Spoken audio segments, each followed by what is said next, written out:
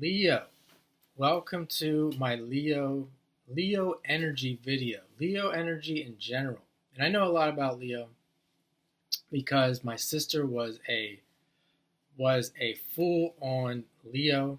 My mother has Mercury in Leo, my father has Mars and Pluto in Leo. But specifically my sister had a stellium in Leo. And that's the first thing I want to mention about Leo energy in the chart. Everyone has Leo energy in their chart. I have no planets in the sign Leo, and I still have Leo in my chart, just like you do. So, Leo is the queen. Leo is the princess. My sister was the princess of the family. That was made evident as soon as she was born. And it wasn't even a quality of my parents or myself to worship other people, but you just couldn't help yourself. And I'll put some pictures up on the screen here. And yeah, Leo, if you ever meet these strong Leo people that have a lot of Leo energy, and there's a difference because some people have a little bit of emphasis on Leo, and some people have a lot. And if you ever see these ones that have a lot, they actually will call themselves the lioness or the lion. People will tattoo themselves with a lion on themselves. And a lot of times they actually think of themselves as being a queen, as being royalty. I've even heard Leo people uh, talk about royalty as in a way that no one else would even think of even mentioning royalty and being interested in royalty. We're talking about creativity, fame, being noticed. This idea of being the queen, being the sun. Think of the sun; it shines bright. Most people like Leo. On the surface, most people like Leo. Here's the thing about Leo energy. When we're talking about in context of the chart, a lot of people, because of Mercury, Venus, Mercury and Venus is often uh, Mercury and Venus is often near the sun as it's transiting the zodiac. So we end up having, oftentimes we end up having planets in the sign of Virgo. So a lot of people with Leo energy, unlike my sister, although she had some emphasis on Virgo in other ways, but oftentimes with Leo there will be sixth house emphasis, Virgo emphasis, this idea or this need to deflate in some way because they're coming off. We think of the Leo experience. It's kind of like rising to, or the sun's experience, really, if you think about it. The sun is rising to its kingship, to its queenship, and it becomes at the height of the sky. It's its brightest, so we can have this type of Leo, and then it starts to wane. It starts to come down off of its throne, and many people are in all three scenarios. They're rising to their throne.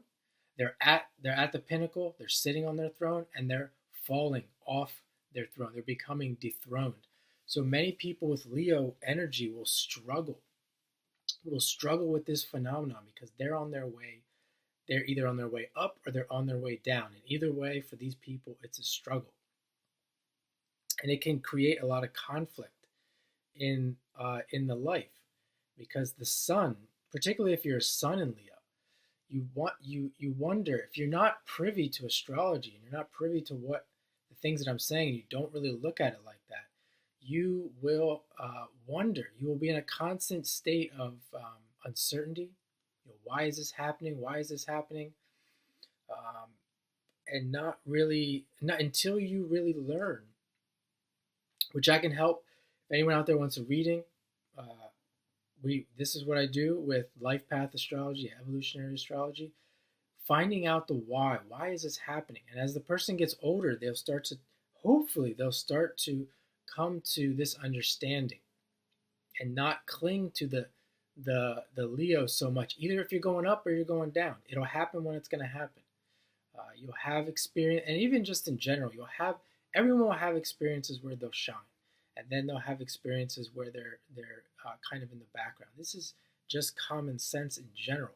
But more about Leo energy being the creative.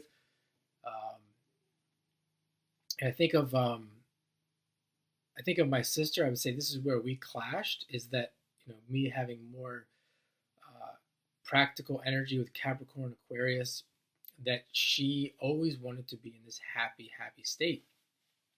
And that's the thing with Leo. They're the comedians, just like Sagittarius.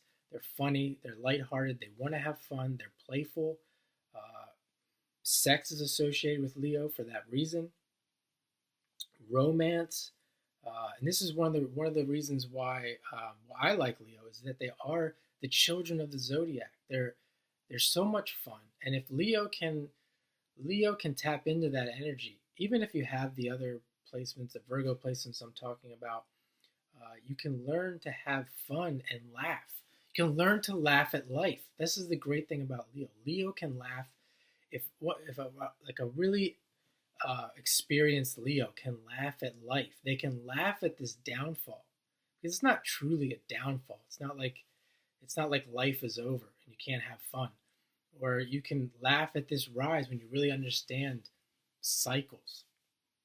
And just having that ability, Sagittarius, Leo, fire signs, particularly Sagittarius and Leo, to laugh at life, not take things too seriously. And that's something that my sister would do. Like, sometimes it's not always pleasant when people are making fun of you. And but when you really have that ability to laugh at life and not take it too seriously, if it's done right, it's a great thing to be able to laugh at life. And Leo, a great Leo can do this. Laugh at life. And this back to this idea of being an artist. This is the thing, like a true Leo that's a true magician. They can mold life and they can use life to. I had a friend who was a Leo moon, a Gemini sun, and I think a Leo. I think it was a Leo moon and a Leo rising. And this guy used to love that quote to make something about making when life gives you lemons, make lemonade. And this is what this guy would do. He was very creative. He was an artist. He wasn't a famous artist. He's never going to be famous, more likely than not. He's not the type. He doesn't care about that. And but he is a great artist. And this guy, in his free time, for the rest of his life, he will use that creative ability. Maybe it's specific because it's the moon. It's the dark. The moon rules the night. This guy will go deep into the night in his creative ability. He goes to his job, comes home, and then he can always be that magician where he can use life and make something creative out of it and fun and really enjoy, just have that positive, optimistic outlook that he can always change the world that he's living in. If he's finds himself in a dark world, he can switch out of that and go into his creativity very well. So I think Leo energy, when it can do that, is extremely useful in the world. Leos can be risk takers as well. This can be a little bit, to me, this can be a little bit dangerous because if it's taken too far, maybe this kind of goes along with the idea of being a queen or a king. A person who's in a position of fame or kingship can really probably take more risks than most people and get away with it. But this idea of gambling with Leo, they even if you're not a gambler, they'll gamble with life. And overdone, this can be, many people, and there's nothing wrong with this, but many people can get away with this for their whole life. They'll gamble with life, and then if they have that Virgo stuff, or if they have more, if they're more heady, if they have a lot of air, they may go in later in life like with a lot of regrets because of their gambling. I mean, it is what it is. I'm not saying that a person who has in that state is really if it's that serious. Everyone has regrets, but well, I guess except for the strong Leo, who is just very, very, very strong, because they'll go full force into everything. But as I said, most people that have Leo, as in the chart, there is some air, there is some Virgo, etc. So full of himself. I mean, some of the negative stuff about Leo, people think because this idea of being a king or a queen, they're full of themselves. And in some cases in life, there's a need to be full of yourself. I mean, look what if you're making YouTube videos like this, if you're center stage, people want to see the sun in its fullest light. They want to see you full of yourself. So in its proper context, it can be used. Leo energy can be used very, very well.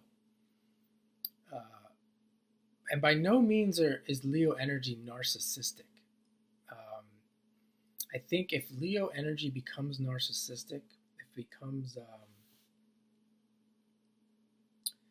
negative in general to somebody, there's something wrong for sure in the life. There's something that needs to be. This person needs an astrology reading more so than ever. I personally don't meet this many people. You've watching this video, you probably don't meet that many people like this because it's it's such a this idea of narcissism. It's such a true narcissism is such a bad situation to be in. Anyone who's somewhat normal is not going to stay in that situation very long. It's just not emotionally possible to remain there.